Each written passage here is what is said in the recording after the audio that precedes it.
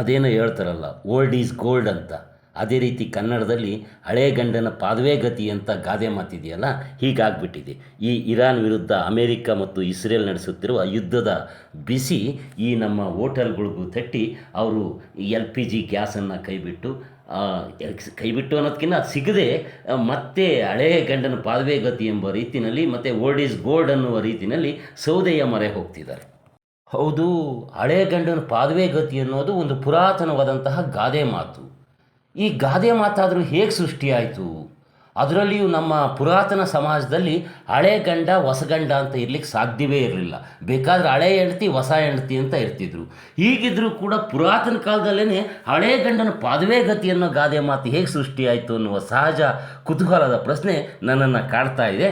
ಈಗ ಸದ್ಯಕ್ಕೆ ಈ ಗ್ಯಾಸು, ಸಿಲಿಂಡ್ರು, ಯುದ್ಧ, ಸೌದೆ, ಹೋಟಲು ಇವನ್ನೆಲ್ಲ ಕೊಂಚ ಪಕ್ಕಕ್ಕಿಟ್ಟು ಈ ಗಾದೆ ಮಾತಿನ ಅರ್ಥ ಏನು, ಈ ಗಾದೆ ಮಾತಿನ ಹಿನ್ನೆಲೆ ಏನು, ಈ ಗಾದೆ ಮಾತಿಗೆ ಇರುವಂತಹ ಪುರಾಣದ ಕಥೆ ಯಾವುದು ಅನ್ನೋದನ್ನು ಸ್ವಾರಸ್ಯಕರವಾದ ಒಂದು ಕಥೆಯನ್ನು ಹೇಳ್ಬಿಡ್ತೀನಿ, ದಯಮಾಡಿ ಎಲ್ಲರೂ ಕೇಳಿಬಿಡಿ. ನಮ್ಮ ಪುರಾಣದ ಪ್ರಕಾರ ಸಚೀದೇವಿ ಇಂದ್ರನ ಹೆಂಡತಿ. ಆದರೆ ಇಂದ್ರ ಅನ್ನುವುದು ಒಬ್ಬ ವ್ಯಕ್ತಿ ಅಲ್ಲ, ಅದೊಂದು ಪದವಿ. ಆಗಾಗ ಅನೇಕರು ಘೋರ ತಪಸ್ಸು ಮಾಡಿ ಆ ಇಂದ್ರ ಪದವಿಗೆ ಅನೇಕರು ಪ್ರಯತ್ನ ಪಡ್ತಾನೇ ಇರ್ತಾರೆ. ಈಗೊಂದು ಸಲ ಒಬ್ಬ ದೃಢಕಾಯನಾದಂತಹ ಸುಂದರ ತರುಣ ಆ ಇಂದ್ರ ಪದವಿಗಾಗಿ ಘೋರ ತಪಸ್ಸನ್ನು ಮಾಡ್ತಿರ್ತಾನೆ. ಆಗ ಈ ಸದ್ಯದಲ್ಲಿ ಅಂದರೆ ಇಂದ್ರನ ಪದವಿಯಲ್ಲಿ ಕೂತಿದ್ದಂತಹ ವ್ಯಕ್ತಿಗೆ ಈ ಮತ್ತೊಬ್ಬ ತನ್ನ ಪದವಿಗಾಗಿ ಅಂದರೆ ಇಂದ್ರನ ಪದವಿಗಾಗಿ ತಪಸ್ಸು ಮಾಡುತ್ತಿರುವ ವಿಷಯ ತಿಳಿತದೆ.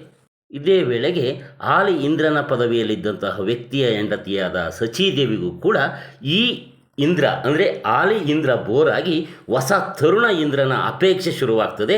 ಹೊಸ ತರುಣ ಇಂದ್ರ ತನಗೆ ಬೇಕು ಅಂತ ಅನ್ನಿಸ್ಲಿಕ್ಕೆ ಶುರುವಾಗ್ತದೆ. ಹೀಗಾಗಿ ಸಚೀದೇವಿ ಹೊಸ ಗಂಡನ ಅಂದರೆ ಹೊಸ ಇಂದ್ರನ ಕನಸನ್ನು ಕಾಣಲಿಕ್ಕೆ ಶುರು ಮಾಡ್ತಾಳೆ. ಈ ವೇಳೆಗೆ ಆಲಿ ಏನು ಇಂದ್ರನಾಗಿರ್ತಾನಲ್ಲ, ಇಂದ್ರ ಪದವಿಯಲ್ಲಿ ಕುಳಿತಿರ್ತಾನಲ್ಲ, ಅವನು ತನ್ನ ಮಾಮೂಲಿ ತಂತ್ರವನ್ನು ಅನುಸರಿಸ್ತಾನೆ. ಏನಪ್ಪ ಆ ತಂತ್ರ ಅಂದರೆ, ಏನು ಅಪ್ಸರೆಯರಿರ್ತಾರಲ್ಲ, ರಂಬೆ, ಊರ್ವಶಿ, ಮೇನಕೆ, ತಿಲೋತ್ತಮೆ, ಇವರನ್ನು ಕಳಿಸಿ ಆ ತರುಣ ತಪಸ್ವಿಯ ತಪಸ್ಸನ್ನು ಭಂಗವನ್ನುಂಟು ಮಾಡ್ತಾನೆ.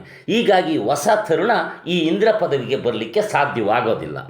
ಮತ್ತು ಆ ಸಚೀದೇವಿ ಆ ಹೊಸ ಇಂದ್ರನ ಅಪೇಕ್ಷೆಯನ್ನು ಬಿಟ್ಟು ಆ ಕನಸನ್ನು ಮರೆತು ಮತ್ತೆ ತನ್ನ ಹಳೆಯ ಏನು ಆಲಿ ಇದ್ನಲ್ಲ ಇಂದ್ರ, ಅವನು ಪಾದುವೆ ಗತಿ ಅಂತೇಳಿ ಅವನನ್ನು ಮರೆ ಹೋಗ್ತಾಳೆ. ಹೀಗಾಗಿ ಹಳೇ ಗಂಡನ ಪಾದುವೆ ಗತಿ ಅನ್ನುವ ಗಾದೆ ಮಾತು ಸೃಷ್ಟಿಯಾಗಿದೆ ಅಂತ ಹೇಳಿ ನಮ್ಮ ಪ್ರಖ್ಯಾತ ಹಾಸ್ಯ ಬರಹಗಾರರಂಥ ರಾಶಿ ಅವರು ತಮ್ಮ ಒಂದು ಲೇಖನದಲ್ಲಿ ಹೇಳಿದ್ದಾರೆ. ಈ ಹರಿಕತೆ ಮಾಡೋರು ಮುಖ್ಯ ಕಥೆಯನ್ನು ಬಿಟ್ಟು ಒಮ್ಮೊಮ್ಮೆ ಉಪಕಥೆಯನ್ನು ಹೇಳ್ತಾರಲ್ಲ, ಹಾಗೆ ಈ ಹಳೇ ಗಂಡನ ಪಾದುವೆ ಗತಿ ಅನ್ನೋದನ್ನು ಒಂದು ಕಥೆಯನ್ನು ಹೇಳಿದೆ. ಇರಲಿ, ಈಗ ಮುಖ್ಯ ವಿಷಯಕ್ಕೆ ಬರ್ತೀನಿ, ಬನ್ನಿ.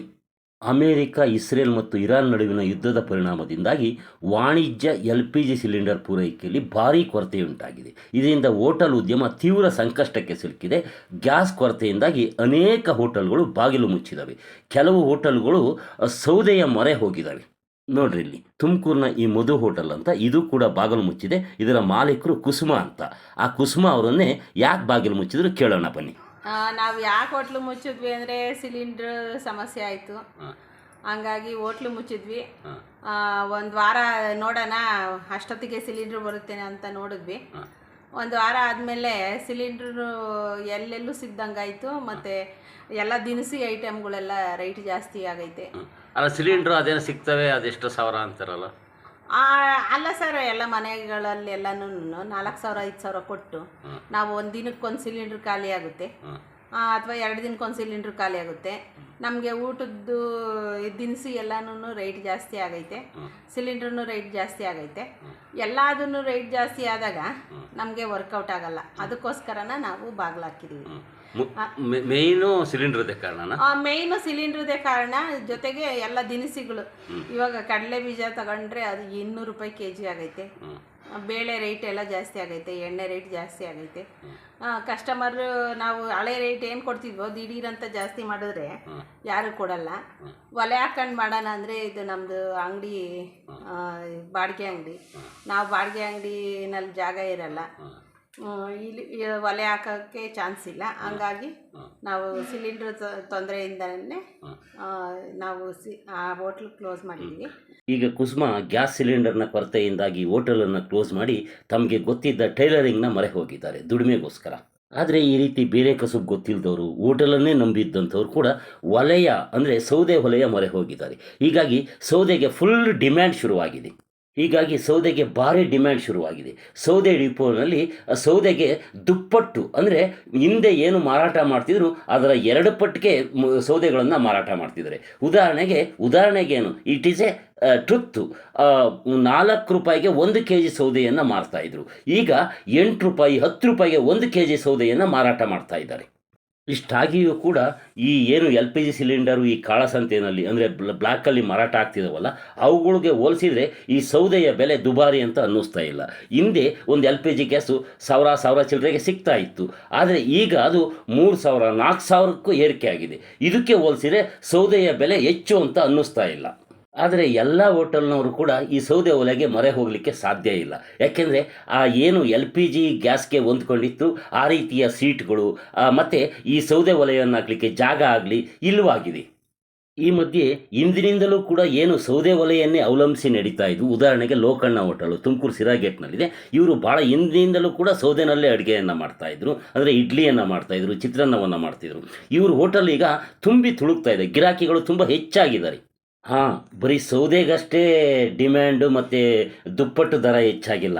ಸೌದೆ ಒಲೆಗಳು ಕೂಡ ಅಂದರೆ ಆಧುನಿಕವಾದಂತಹ ಸೌದೆ ಒಲೆಗಳು ಏನಿದಾವಲ್ಲ ಅವುಗಳಿಗೂ ಕೂಡ ಡಿಮ್ಯಾಂಡು ಮತ್ತು ಬೆಲೆ ಹೆಚ್ಚಾಗಿದೆ.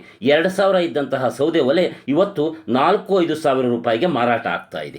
ಇದೆಲ್ಲದರಿಂದಾಗಿ ಹೋಟೆಲನ್ನೇ ಅವಲಂಬಿಸಿದಂತಹ ಕೂಲಿ ಕಾರ್ಮಿಕರು ಮತ್ತು ಈ ಆಸ್ಪತ್ರೆಯ ರೋಗಿಗಳು, ಆ ರೋಗಿಗಳ ಸಂಬಂಧಿಕರು ನಿಜಕ್ಕೂ ಕೂಡ ಈ ಹೋಟೆಲ್ನ ತಿನಿಸುಗಳ ಬೆಲೆ ಹೆಚ್ಚಾಗಿರೋದ್ರಿಂದ ತುಂಬ ಸಂಕಟವನ್ನು ಪಡ್ತಾ ಇದ್ದಾರೆ.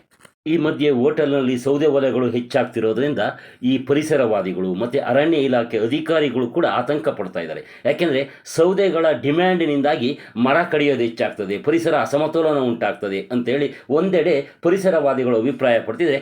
ಮತ್ತೊಂದೆಡೆ ಅರಣ್ಯ ಅಧಿಕಾರಿಗಳು ಸೌದೆಯ ತೆಗೆದುಕೊಂಡು ಹೋಗ್ತಾ ಲಾರಿಗಳ ಮೇಲೆ ಕಣ್ಣಿಟ್ಟಿದ್ದಾರೆ. ಅವರನ್ನು ತಡೆದು ನಿಲ್ಲಿಸೋದು, ಅವರಿಗೆ ಲಂಚವನ್ನು ಕೇಳುವುದು ಕೂಡ ನಡೀತಾ ಇದೆ ಅಂತೇಳಿ ಸೌದೆ ಡಿಪೋ ಮಾಲೀಕರು ಹೇಳ್ತಿದ್ದಾರೆ. ನೋಡಿ, ಈ ಜಗತ್ತು ಅದೆಷ್ಟು ಚಿಕ್ಕದಾಗಿದೆ ಅಂದರೆ ಅದೆಲ್ಲೋ ದೂರದಲ್ಲಿ ಯುದ್ಧ ನಡೀತಿದ್ರು ಕೂಡ ನಮಗೆ, ನಮ್ಮ ತುಮಕೂರಿನ ಕೂಲಿ ಕಾರ್ಮಿಕರಿಗೆ, ನಮ್ಮ ತುಮಕೂರಿನ ಹೋಟೆಲ್ ಮಾಲೀಕರಿಗೆ ಅದರ ಬಿಸಿ ತಟ್ತದೆ. ಇದಕ್ಕೆಲ್ಲ ಏಕೈಕ ಪರಿಹಾರ ಅಂದರೆ ಆ ಯುದ್ಧ ನಿಲ್ಲಬೇಕು. ಅದಕ್ಕಾಗಿ ಇಡೀ ಜಗತ್ತನ ಎಲ್ಲ ಜೀವಪರ ಇರುವಂಥ ಎಲ್ಲರೂ ಕೂಡ ಆ ಯುದ್ಧ ನಿಲ್ಲಲಿ ಅಂತೇಳಿ ಭಗವಾನ್ ಬುದ್ಧನನ್ನು ಪ್ರಾರ್ಥಿಸೋಣ, ಸರ್ವಶಕ್ತ ದೈವನನ್ನು ಪ್ರಾರ್ಥಿಸೋಣ.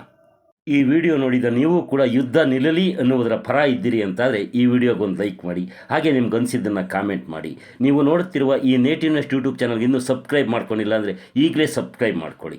ಮತ್ತು ಈ ವಿಡಿಯೋ ನಿಮ್ಗೆ ಹೆಚ್ಚು ಇಷ್ಟವಾಗಿದ್ದರೆ ಇದನ್ನು ಶೇರ್ ಮಾಡಿ ನಿಮ್ಮ ಸ್ನೇಹಿತರಿಗೆ ಕಳಿಸ್ಕೊಡಿ, ಅವರು ಕೂಡ ನೋಡಲಿ. ಈವರೆಗೆ ಈ ವಿಡಿಯೋ ನೋಡಿದ ನಿಮಗೆ ನಮಸ್ತೆ.